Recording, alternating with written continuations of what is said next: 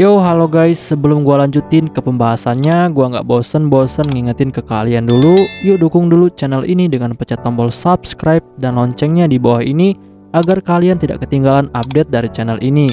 Dan juga like dan share ke kawan-kawan kalian, biar di channel ini semakin dikenal banyak orang. Pastinya dukungan dari kalian sangat gua butuhin untuk ngebuat gua terus semangat dan terus update ke depannya. Oke, kalau gitu kita langsung lanjut aja ke pembahasannya.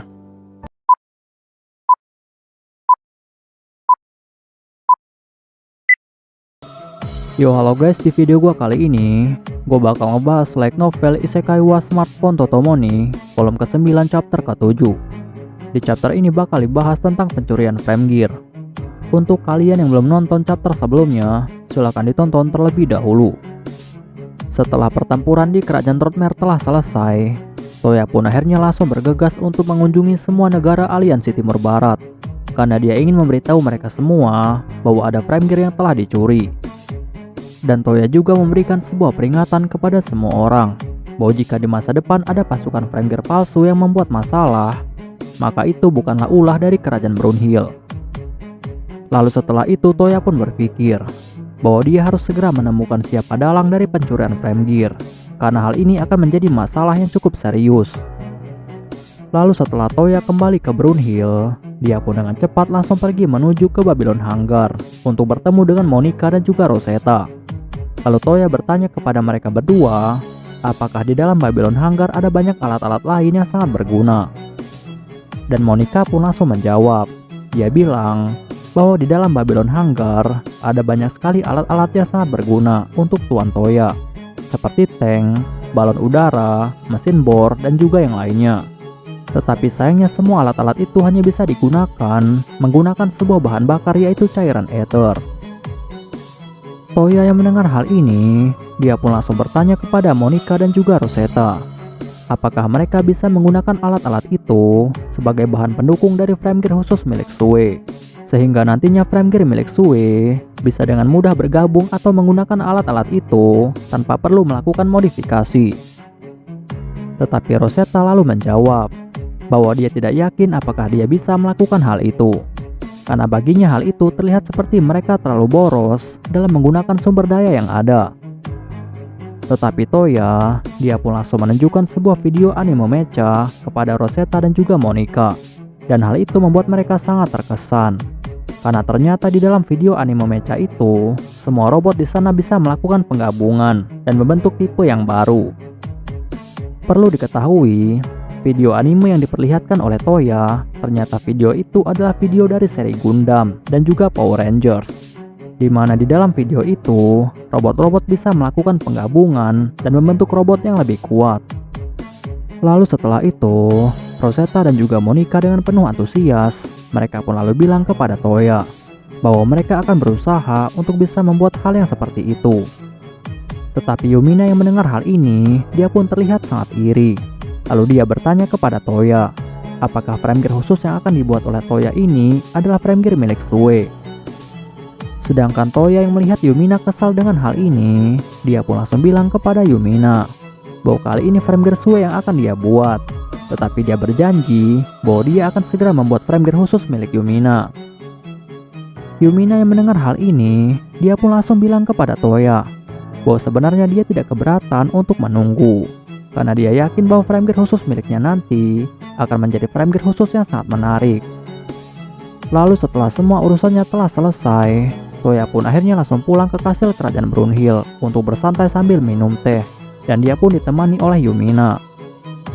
Tetapi Yumina dengan malu-malu bilang kepada Toya bahwa sudah lama sekali mereka berdua tidak berduaan seperti ini, karena belakangan ini Toya sangat sibuk mengurusi kerajaan, dan dia mau jika hari ini Toya memanjakannya. Lalu tidak lama setelah itu, tiba-tiba Yumina pun langsung menatap ke arah Toya dengan tatapan yang sangat lembut. Dan Toya yang melihat hal ini, dia pun langsung mengerti apa yang akan dilakukan oleh Yumina. Lalu Toya pun langsung mencium Yumina dengan sangat hangat. Lalu setelah mereka berdua selesai berciuman, Yumina pun dengan sangat bahagia bilang kepada Toya bahwa hari ini Toya adalah miliknya, dan hal ini membuat Toya menjadi sangat gugup. Lalu setelah itu, Yumina pun bilang kepada Toya bahwa sebenarnya ada hal aneh yang dia rasakan belakangan ini. Karena dia merasa jika mata mistik miliknya sudah memiliki kemampuan yang lebih kuat daripada sebelumnya, yaitu dia bisa membaca pikiran dari orang lain. Padahal sebelumnya mata mistik miliknya hanya bisa merasakan niat jahat dari seseorang. Toya yang mendengar hal ini, dia pun lalu menjadi sangat terkejut. Lalu Toya pun langsung mencoba untuk menguji kemampuan ini. Apakah kemampuan mata mistik Yumina bisa membaca pikiran orang lain atau tidak? Dan untuk melakukan pengujian, Toya pun langsung mengajak Yumina untuk memainkan permainan janken, yaitu batu gunting kertas. Dan ternyata benar saja, Yumina tidak pernah kalah di dalam permainan ini. Seolah-olah dia bisa menebak apa yang sedang dipikirkan oleh Toya. Lalu Toya pun bertanya kepada Yumina, kenapa Yumina bisa membaca apa yang ada di dalam pikirannya.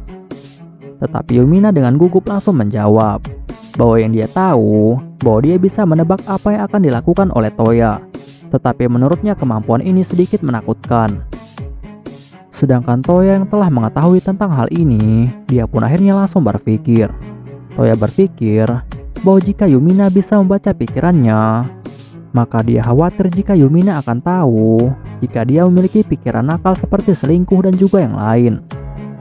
Tetapi di sini Yumina lalu menjelaskan kepada Toya bahwa kemampuannya ini bukanlah kemampuan untuk bisa membaca pikiran dari seseorang. Tetapi kemampuannya ini hanya untuk melihat sesuatu yang akan dilakukan oleh orang lain di masa depan. Dan kemampuan ini adalah kemampuan yang hanya bisa melihat masa depan selama beberapa detik. Toya yang mendengar hal ini, dia pun lalu menjadi sangat terkejut. Lalu Toya pun mulai berpikir, apakah mungkin Yumina telah menerima berkat dewa darinya? Karena Yumina adalah orang yang sangat dekat dengannya dan juga adalah tunangannya. Bahkan semua tunangannya saat ini, mereka semua sudah mengalami peningkatan kemampuan yang sangat pesat, seperti Lucia dan juga Hilde. Dan hal ini membuat Toya semakin yakin jika semua tunangannya pasti telah menerima berkat dewa dari dirinya, karena dia adalah manusia setengah dewa. Lalu Yumina juga memberitahu Toya bahwa kadang-kadang dia bisa melihat Toya memancarkan aura yang berwarna emas, tetapi warna itu terlihat redup. Dan aura itu hampir sama dengan aura milik kakak Toya, yaitu kakak Karen dan juga kakak Moroha. Tetapi sayangnya aura emas dari mereka berdua lebih terang daripada milik Toya. Dan apakah Toya tahu kenapa hal itu bisa terjadi? Toya yang mendengar hal ini, dia pun lalu menjadi semakin terkejut. Karena dia tidak menyangka jika Yumina bisa melihat sebuah aura, padahal dia sendiri tidak bisa melihatnya. Dan yang dia ingat jika orang yang bisa melihat aura hanyalah seorang dewa. Lalu Toya langsung bilang kepada Yumina bahwa jika Yumina bisa melihat aura dari seseorang, maka Yumina pasti bisa membantunya. Dan Toya pun langsung meminta Yumina untuk memberitahu jika dia bisa melihat aura emas dari orang lain, selain pada dirinya dan juga kedua kakaknya. Perlu diketahui, alasan Toya meminta bantuan Yumina tentang hal ini adalah karena dia ingin membantu Karen dan juga Moroha agar mereka bisa menemukan dewa yang sudah melarikan diri ke dunia ini. Karena Yumina bisa merasakan aura dewa, bahkan aura yang kecil sekalipun. Sedangkan Karen dan juga Moroha, mereka hanya bisa merasakan aura yang besar, dan hal ini akan sangat membantu mereka berdua. Tetapi Yumina yang mendengar hal ini, dia pun awalnya sangat curiga kepada Toya, karena dia tahu bahwa ada sesuatu hal yang disembunyikan oleh Toya. Tetapi pada akhirnya dia pun langsung setuju untuk membantu. Dan Toya pun lalu memberitahu Yumina bahwa untuk saat ini, dia belum bisa memberitahu Yumina tentang semuanya.